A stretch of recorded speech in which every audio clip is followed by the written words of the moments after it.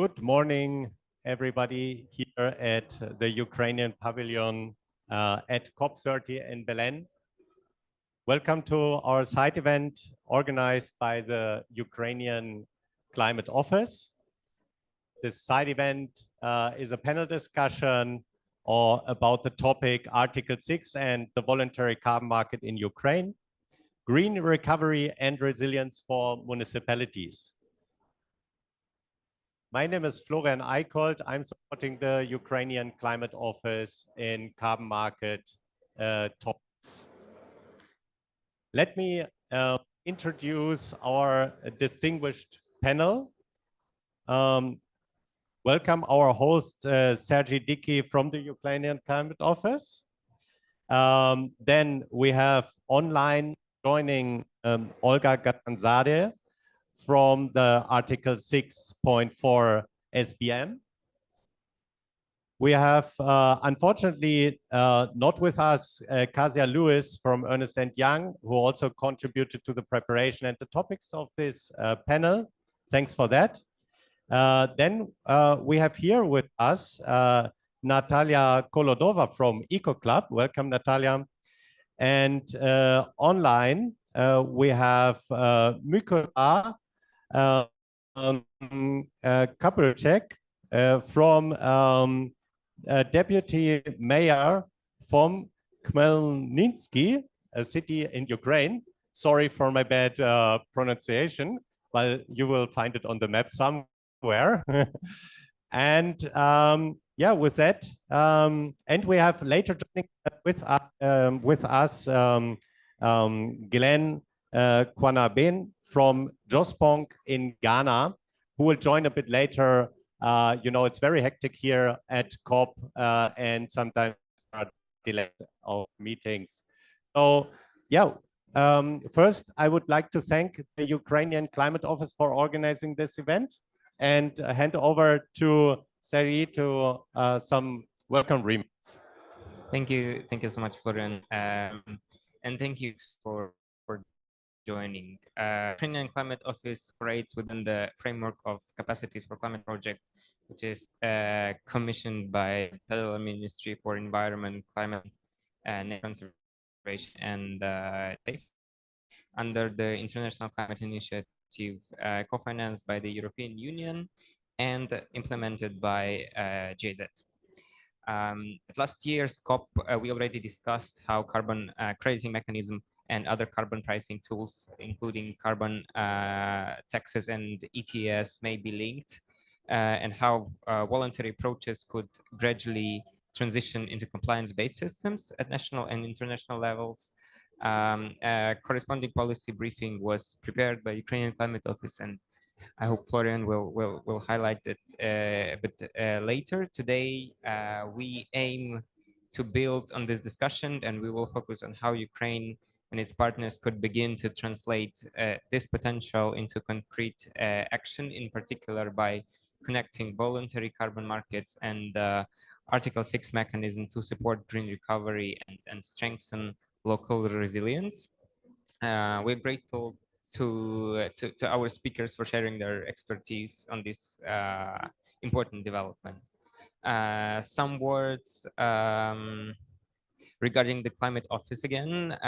Although currently operating as a project, its mandate is to support the establishment of an independent Ukrainian institution, and this future institution is intended to assist the government of Ukraine in advancing climate policy with EU accession requirements, while also identifying gaps and providing evidence-based recommendation. And it promotes the whole of a government approach to ensure that climate considerations are systematically integrated across all sectors. I would also like to highlight in the context of our discussion today that climate action such as industry modernization, waste management, changing agricultural practices costs money and requires capacity. Businesses and municipalities are asked to do all of this while also rebuilding infrastructure and maintaining basic services during war. So if we want action, we must also be honest about where the money and the rules will come from. And the carbon market may be one of the toolboxes to deliver the climate action. In technical terms, carbon market allows projects that reduce or remove greenhouse gas emissions to generate quantified and verified emission reductions or removals.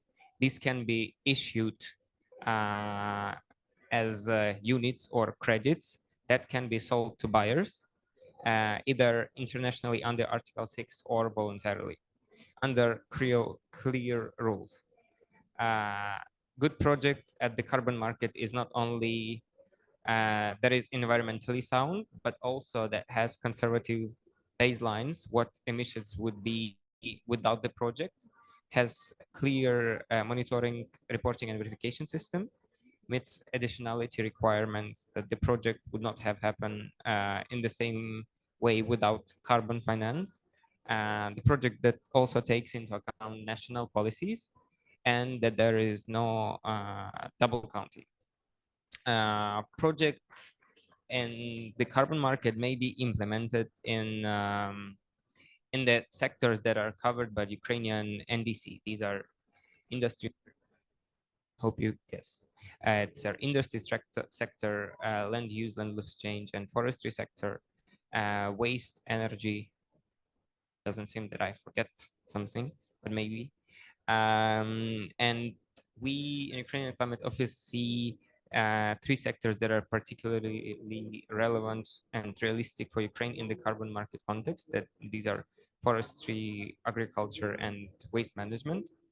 And I would also like to give an example of how carbon market could benefit and be implemented in Ukraine, and to give it in the waste related example, there is a landfill gas project, and from carbon market perspective, it typically includes installation of a gas collection system at the municipal landfill, measurement of the methane captured, and either flaring this gas in a controlled way or using it for energy generation, electricity or heat.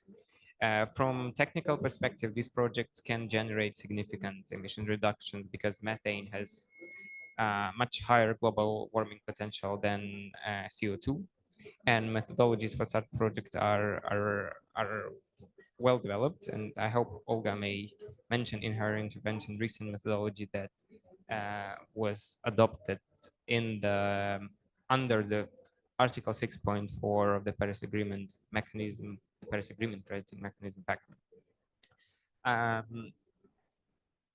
And looking forward to our discussion and to see other practical examples and considerations of what colleagues may think of the carbon market and its opportunities. Thank you. Yeah, thanks for this welcome remarks and already pointing towards a lot of relevant information that is important for stakeholders to participate in this market. I just want to, before going to Olga with a question about the status of the Paris Agreement crediting mechanism, I would like to mention also the Knowledge Hub. There is in the website of the Ukrainian Climate Office, you have a code here you can scan and get access to the Knowledge Hub, where a lot of information, videos, project examples from different sectors are that we mention here in the discussion are also on paper, and you can watch videos to inform yourself. Olga, handing over to you. What is the status of the Article 6.4 mechanism? We met here last year. What happened in the last year? And where are we now? Thank you very much, Florian, and thank you, colleagues, for inviting me to this event. It's my pleasure to be speaking at the Ukrainian Pavilion, even though I'm not there with you in Belém.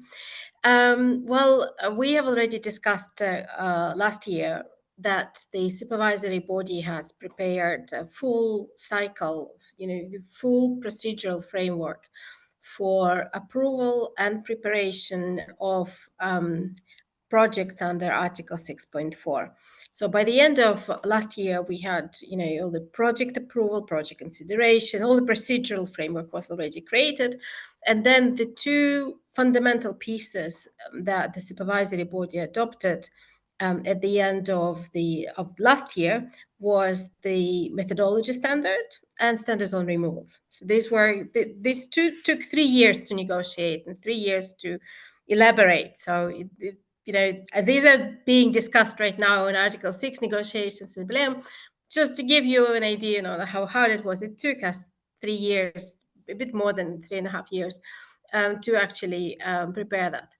And this year, in addition to the standard on methodologies and standard on activities involving removals and potential reversals, the supervisory body has developed additionality standard, baseline standard, leakage standard, also standard and permanent standard, which is also currently being very actively discussed together with the baseline standard in the Article 6 negotiations, and also developed a first methodology, or rather updated the first methodology for landfill gas flaring and utilization. So there's been quite a serious update on that. Let's say improvement in conservativeness. There's the downward adjustments that are being applied. It's very different to, sort of logically, it's still similar to how the methodology was in the CDM, but it's a very different methodology compared to the CDM methodology, and the results would be very, very different as well.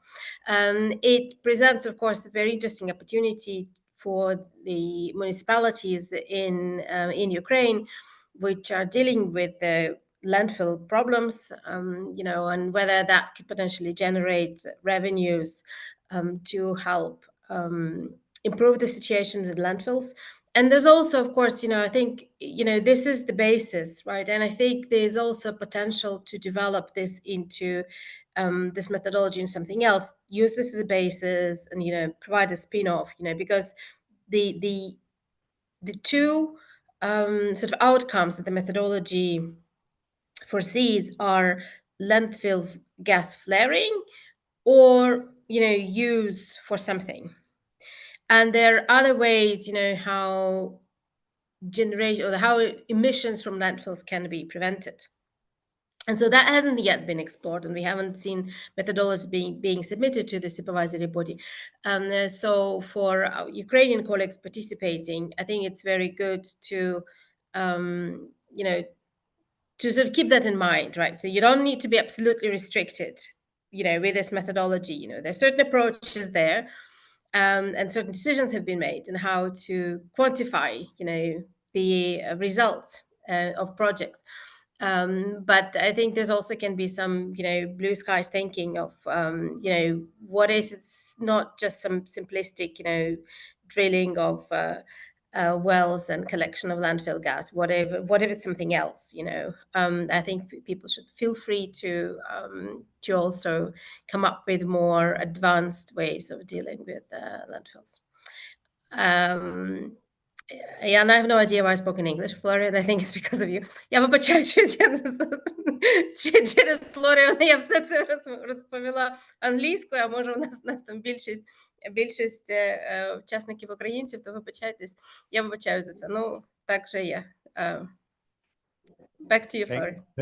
Thank you, Olga, also for speaking English that I can understand you. And Glenn, we have also Glenn now from Ghana with us. So we have international conversation here, but a lot of interest, of course, from Ukraine. So now we have, let's say, the frameworks in place. We have the theory clear. It must be very difficult for you, Olga, and the SPM to develop something, the theoretic framework, and not knowing exactly how the reality will react to that. But now we move a little bit into practice.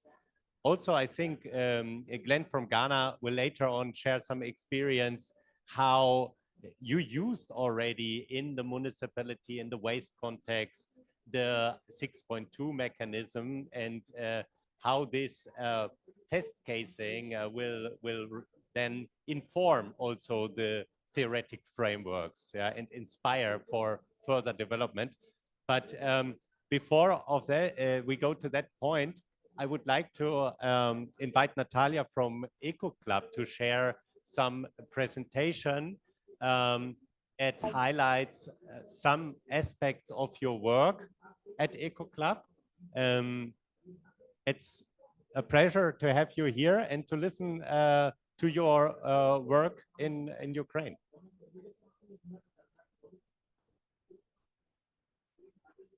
Thank you, Flori. Thank you, everyone, for joining discussion. I'm very glad to be here to share our experience from Ukraine, from a Ukrainian municipality. I represent environmental NGO Eco Club. Next slide. Our organization, we have been working with municipality in Ukraine for more than 20 years, actually. Since the full-scale war, we became an organization who not just work with not to do watchdogging as NGO should do, but we actually do the work to help municipality to introduce these projects, to help municipality to do the real construction projects related with energy and climate. Our organization focus on a few topics. We work with renewable energy for critical infrastructure, with district heating, climate adaptation, and environmental impact assessment. Next slide. Here you can see some statistics from about our work. We are a small organization. There is 30 people working, more than 25, but around 30 people who works with in our organization. And we have requests from to do the renewable projects, climate projects from more than 1/4 of all Ukrainian municipality. In Ukraine, we have 1,400 municipality, and we have requests from more than 600 municipalities. And this is very specific requests to do, for example, solar power plant for water utilities to provide water during the blackouts. So here you can see how huge its demand is, and this request also show that municipalities are ready to do renewable projects, are ready to do projects which are now renewable projects. This is not only about reducing emission, but this is about reducing emission and also providing critical services for cities. Next slide, please. This is the specific request about water utilities. So there are more than 80 real projects in water utilities that are water utilities that are ready to implement renewables to reduce the energy consumption. And the total value of these projects is more than 19 million euro. And it is more than 11 megawatts capacity of solar power plants. When we next slide, please. And this is some results which already happen only about water utilities. When we cooperate with municipalities, we help municipalities to do projects from the beginning, from the creation of ideas, what would work perfectly for them, to preparing the project documentation, doing the tendering, construction,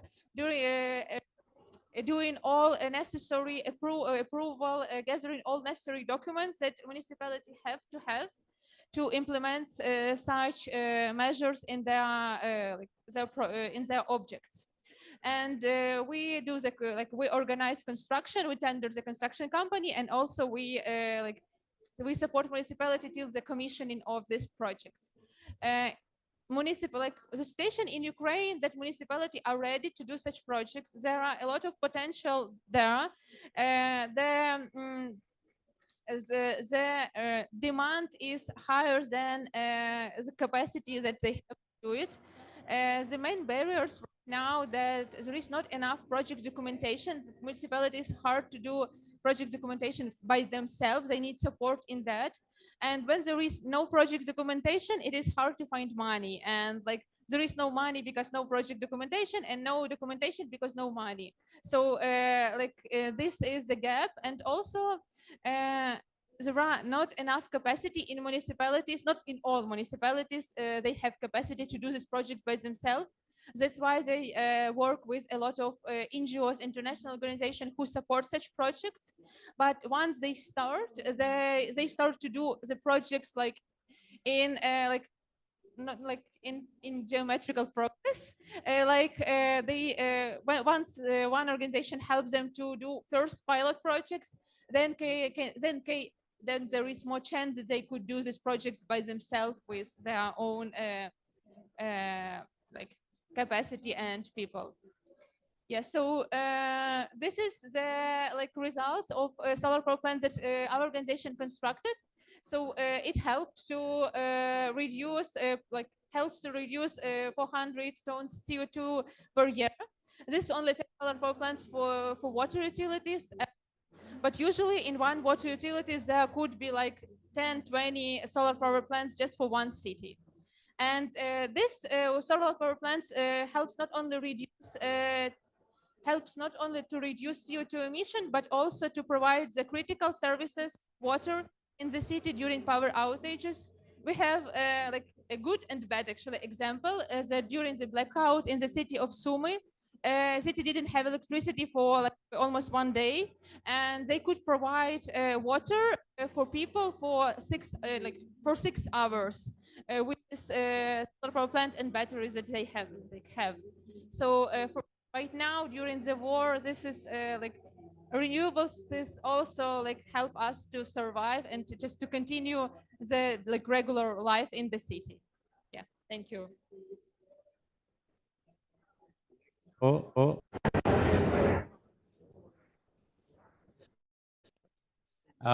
Before I move to Mikola online, I would like to ask a question to Glenn. Glenn, thanks for being here with us. I think COP offers always the opportunity to create new partnerships, exchange experiences. So experience Ghana shared with Ukraine. What are you doing with municipalities in the context of waste management processes and Article 6 in Ghana?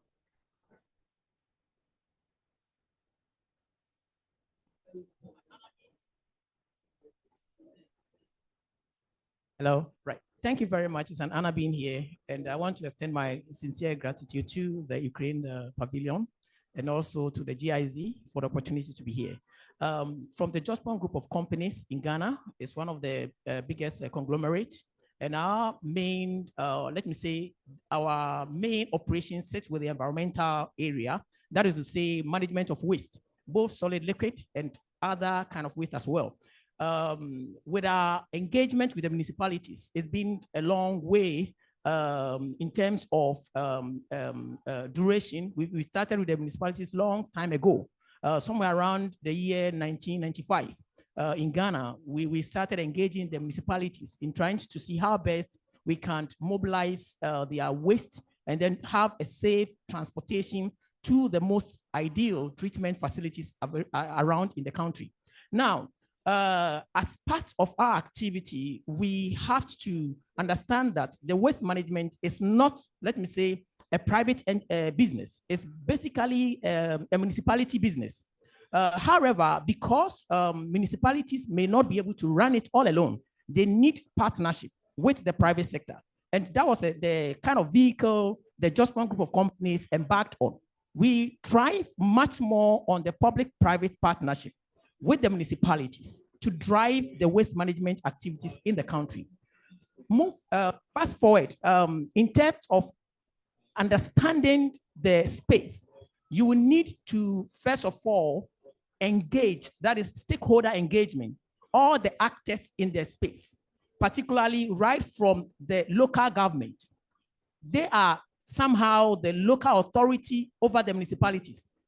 So we engage the local government, then trickle down to the Environmental Protection Authority, then the Environmental Ministry, to make sure that all of these actors agreed and are all in support of the system that we intend to roll out with the support of the private sector.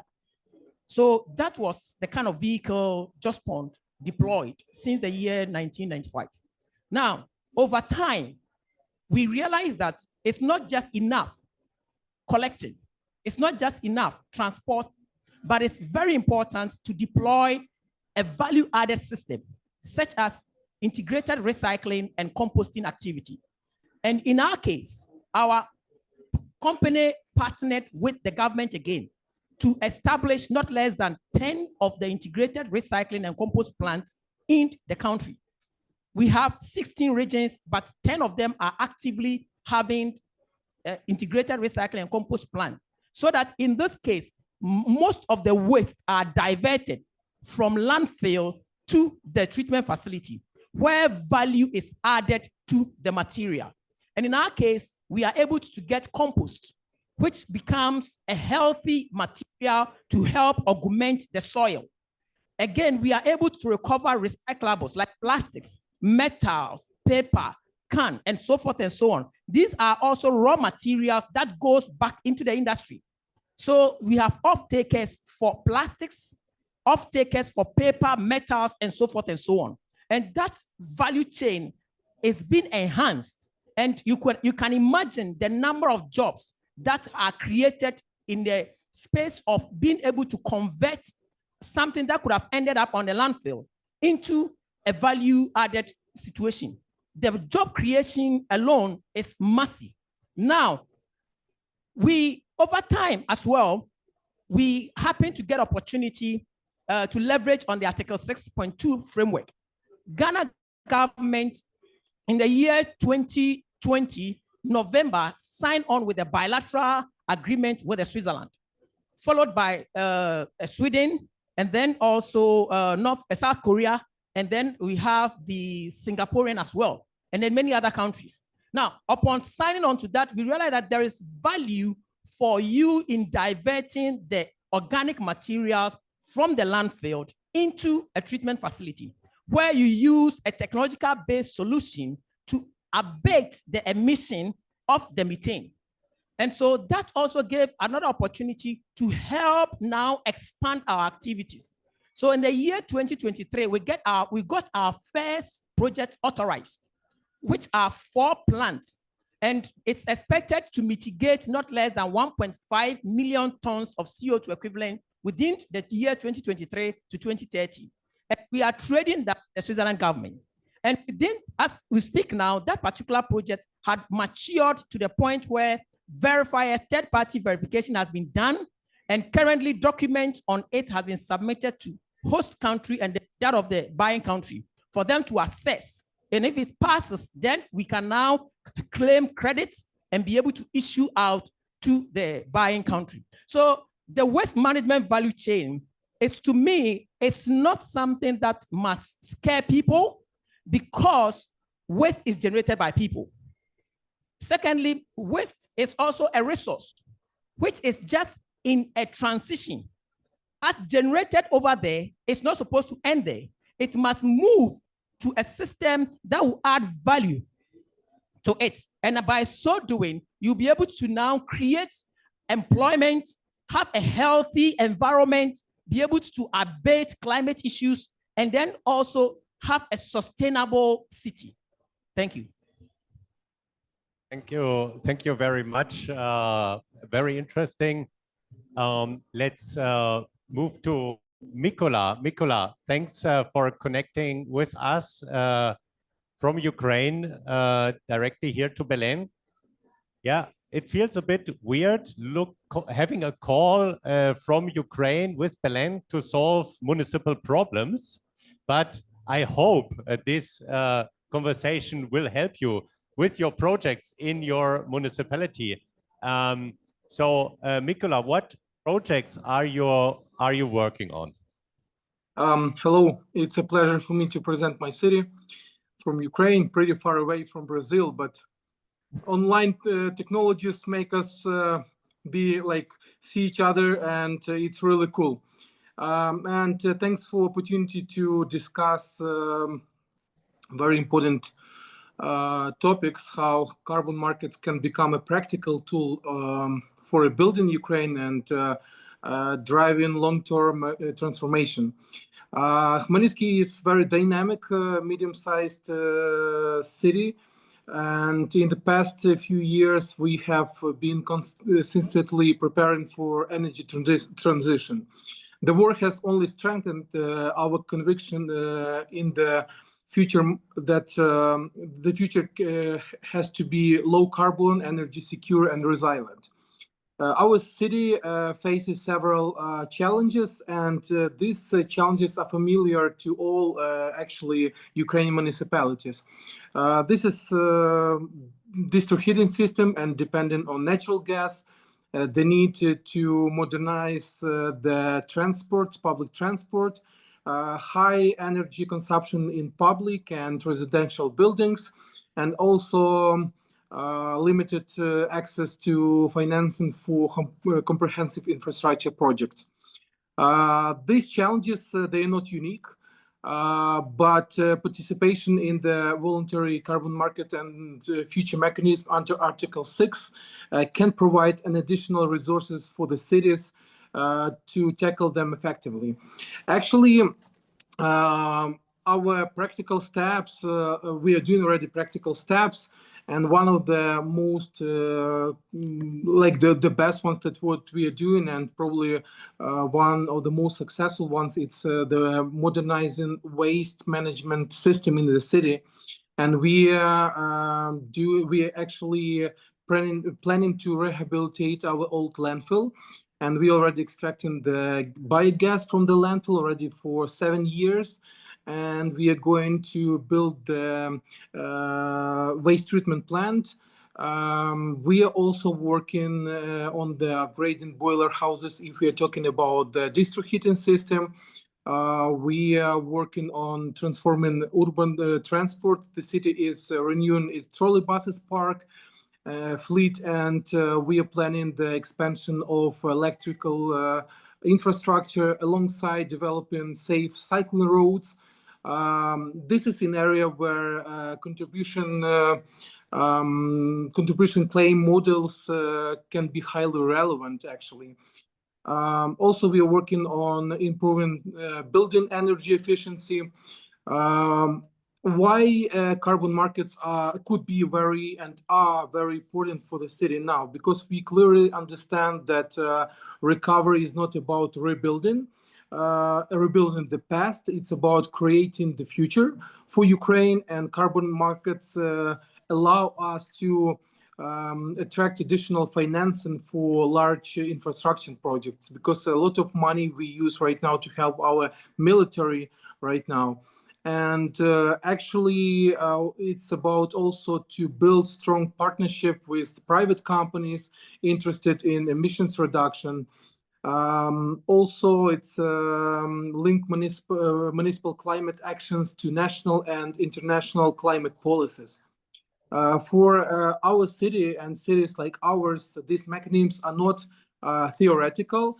They can be decisive in implementing projects that would otherwise remain unfunded. Our expectations from national policy and Article 6 for municipalities to fully participate in carbon markets, we need to like a clear and supportive national framework, transparent procedures for authorizing Article 6 activities, practical and accessible MRV system for municipal teams. Khmelnytskyi actually is ready, our city is ready to serve as a pilot city for testing these approaches, and we can offer to the partners those projects that I already talked about, district heating, the public transport and waste processing and biogas projects. Khmelnytskyi aims not only to recover after the war, but become a city that is fully assigned with modern European standards. And we see carbon markets as a practical tool that will help us to accelerate this transition.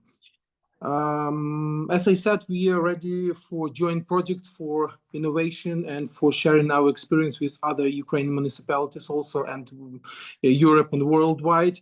And thank you for your attention and the opportunity to take part in this conversation. Yeah, thanks a lot. You mentioned a lot of opportunities to go beyond business as usual. You mentioned some projects you're already planning. You mentioned projects that have maybe lower abatement costs, maybe higher abatement costs. I see, I would like to bring in also one example from a German city in Mecklenburg-Vorpommern. I'm from Germany, so I have this example where they use waste biomass generated in the municipality to do pyrolysis, producing biochar and feeding in the heat into the district heating system for the city.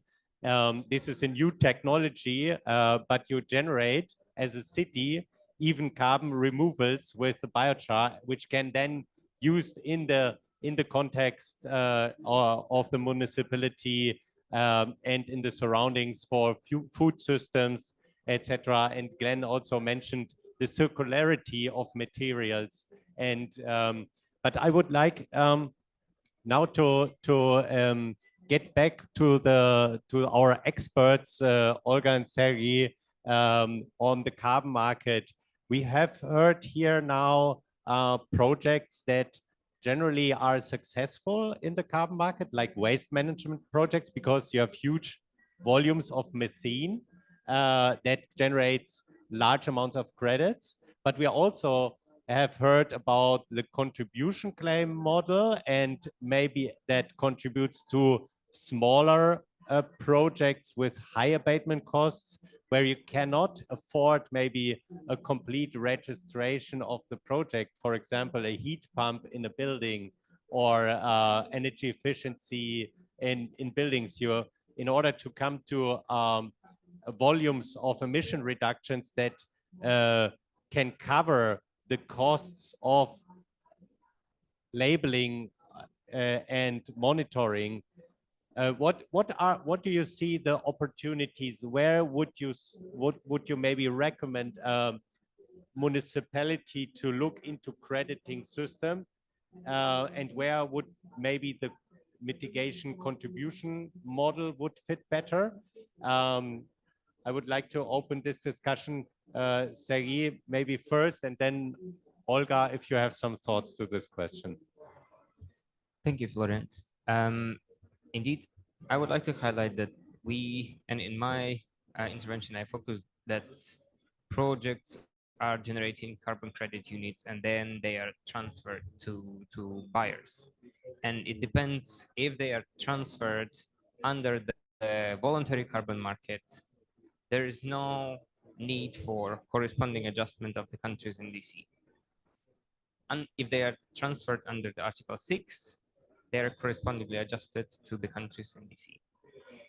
However, carbon market and Article 6 and Article 6.4 mechanism also proposes other model that may be utilized.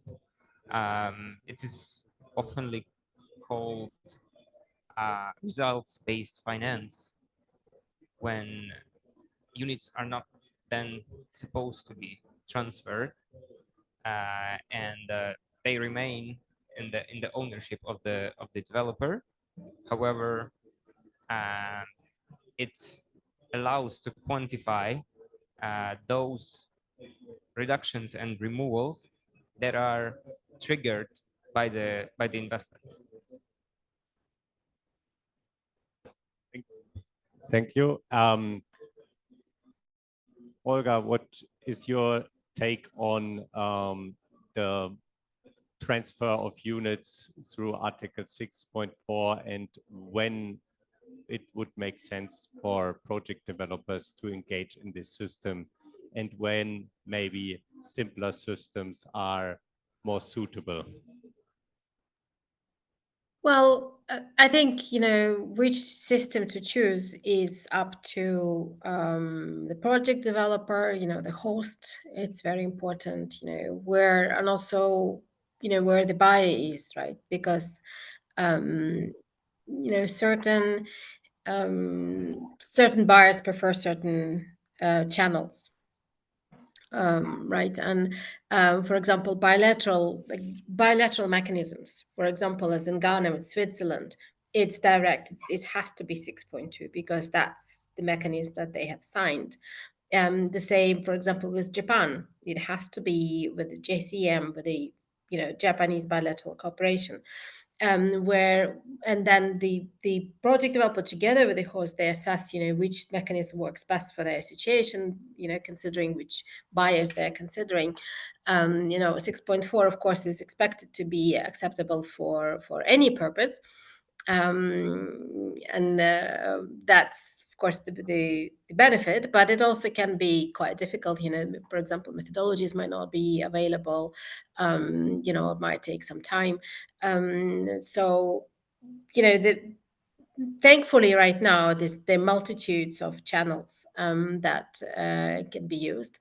And when it comes to, you know, where there has to be the mitigation contribution claim, or it's you know, correspondingly adjusted unit under Article 6, whether it's 6.4 ER or 6.2 unit, it's again, you know, it's part of the consideration to, you know, of the host to get the project developer, and in this case also the host country, in this case Ukraine, because, for example, Ukraine can say, well, we are okay to authorize a half of that amount, but we would like, you know, to keep 50% as mitigation contribution claim. You know, is your, not a claim, but it's your mitigation contribution. And it's something that a lot of the countries right now are thinking about, is how exactly to do it. I think 6.4 basically sort of is taking a very ambitious approach in that it sort of decides for the country.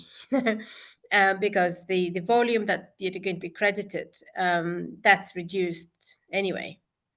And so it's not expected that you will receive 100% of actual emission reductions that you're generating.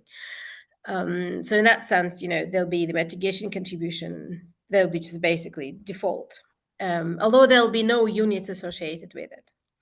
But it also could be, you know, because in 6.4, and I'm getting a bit technical maybe, but in 6.4, you don't need to authorize the units until, you know, a bit later, not like in 6.2. So you can generate the units and then, you know, the authorization can be provided at a later point. Yeah, thanks, Olga, also for pointing to the different interests of the buyers, and actually also to give you feedback a little bit from the market participants. I hear also voluntary carbon market actors that want to use the 6.4 mechanism because they believe that is robust, it is ambitious, and it has multilateral oversight. So, of course, they would like to see more methodologies because not all project developers can only do waste management projects. So there is certain interest and urgency to develop also these methodologies. But even for voluntary offsetting, they want to use Article 6.4 credits with corresponding adjustments to avoid double counting. Yeah. So, but there are also actors I see that want to use the contribution claim model. They want to support, for example, a hospital, a heat pump powered by renewable energy in Ukraine to make this hospital run even under pressure of the war and with blackouts. So, and they are willing to finance this project, as Sari explained, but more as a result-based finance approach. And for that type of projects, crediting would be overcomplicating the things. So there are different types of partnerships, as Olga, as you pointed out. I think it is very important to look at the interest of the buyer and then to choose from available tools. But now it's great that we have this 6.4 tool available for high ambitious credit generation. But turning again to Natalia, maybe you can give us some more insights about the types of projects and the sizes of projects you are working on, and where do you see immediate support could turn these projects into reality, and highlight again a little bit, why are they even renewable energy projects? For example, in carbon markets, renewable energy projects are perceived more and more as generally non-additional. Under what circumstances can these projects be not competitive enough to be implemented? And yeah, what are the projects you're thinking of? Thank you, Florian, for this opportunity to share more about what we're doing in projects. We are working with municipality mostly on small-scale projects. It's, for example, if we're talking about solar power plants, it's from 50 kilowatts capacity till like 1 megawatt. And like, no, not 120 kilowatts, 1 megawatt. If in total, like, few solar power plants could be constructed in one facility. Municipality, like, there are a lot of municipalities in Ukraine, like I said, 1,400, and a big part of them small municipality, and they don't need to do projects for like 10 million euros. They need like projects like 100,000 euros, 200,000 euros, and this is the gap. But like, because when we talk with different financial institutions, they said that we have money for some projects, but municipalities don't need such big money. They need like smaller money. They need smaller projects, especially a small municipality, especially municipalities that are either close to the front line, or like municipalities that don't have capacity to pay back these loans which financial institutions propose them. Right now we cooperate with municipalities on we have a project where we cooperate with municipalities in Dnipro and Sumy region, and this is two regions that are pretty close to either border with Russia or to the front line. But all of them, we are working with them on development municipal energy plans, and all of them are doing these plans. They are planning till 2030. They are preparing different kind of projects, like projects, like I said, solar power plants for hospitals, solar power plants for wastewater treatment, for water production, but also heat pump for schools, heat pumps for hospital, and also there is ideas for heat pumps for district heating. Especially there is a few municipalities that are thinking about heat pumps for district heating with like deep drilling. And this is very cost projects right now with current tariffs. This is economically not feasible projects for district heating companies. But these projects can provide, can help to provide heating more independently, like from gas and electricity, like from the grid. Yeah, I'm sure we will find a project in Ukraine which we will submit someday to the 6.4 mechanism, and then I will see Olga celebrating when she sees this project from her home country. Mikola, maybe to you, which is the next project you have available? I think, Mikola, we lost the connection. Yeah, well, then unfortunately, Mikola dropped out of the connection. Never mind. So turning to Glenn, were you just lucky that the technology you are working on in your private public partnerships was able to generate sufficient emission reductions, or did you target that explicitly to have a project that has enough impact to be attractive for the carbon market? And how do you deal with all the documentation costs, and how much of the carbon finance is financing your project? So how big is the help that comes from carbon market? Thank you very much. Right. So to start with, let me say the motivation in terms of the contribution of the technology, and then also want to maybe emphasize that the entering into the space wasn't motivated by, let me say, the money. We saw a social need. There was a social need that propelled our, let's say, founder, the executive chairman of the Just One Group of Companies. It felt there is a need for environmental improvement. And so we stepped in proud before Article 6. We were doing it as, let me say, an organization to help keep the country in. That was the motivation. Of time, when the enactment of the Article 6 was done in Ghana, then the opportunity for expansion and then expanding to serve the unserved communities became a challenge. So the government, through the Ministry of Local Government, felt that if just one group of companies were to be in partnership with them, then that's underserved communities, the other regions can equally get such services that will keep the environment clean. So it was the motivation. So then that comes to your question, whether the technology deployed is enough to abate the emission. And that also leads to whether the expected revenue is enough to sustain the business.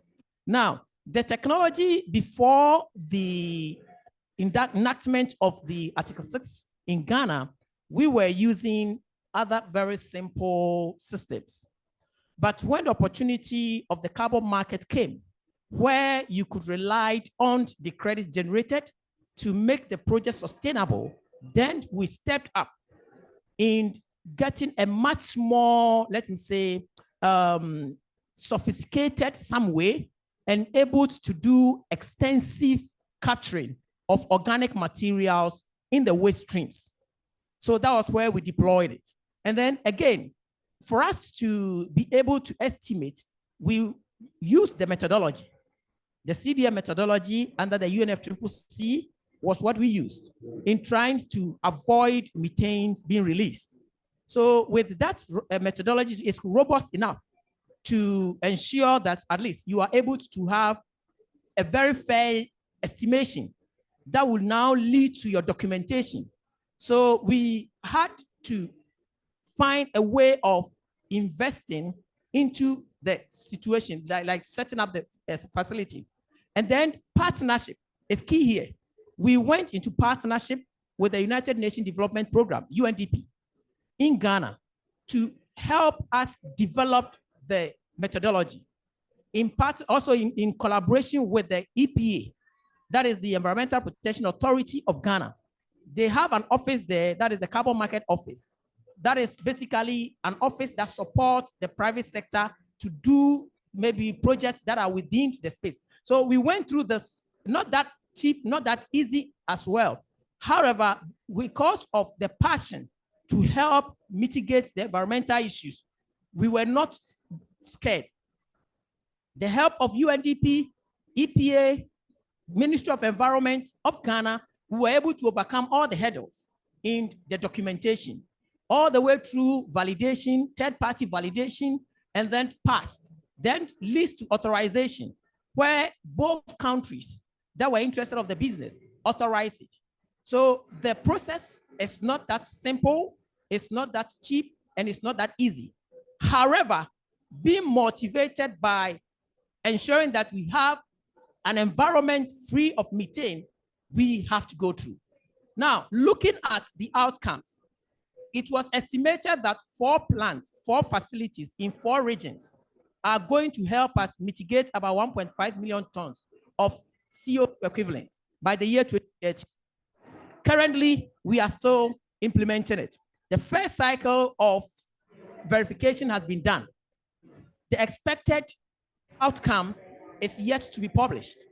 We are hopeful, even though it is not as expected. However, the proof of concept is what is very necessary. That now the concept has been proven that you can go through that system with the Article 6.2 mechanism and methodology, and you can get it done, and we have been able to prove it. So meaning that going forward, we need to scale it up to now target the expected estimation within the subsequent cycles. So first of all, the motivation was because of environmental issues. Then secondly, the issues of the methodology is not an easy way. It took us almost 18 to 24 months to get our documentations ready for authorization.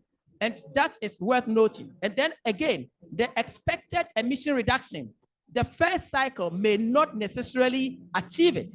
However, if you pilot and you're able to prove the concept, then the subsequent ones, you have the capacity to scale it up and be able to achieve your expected emission. And if that is obtained, then mind you, the revenue would also come. Now, whether it's sustainable or not, with our modeling, because it's public-private partnership, the government has a role to play in supporting the project.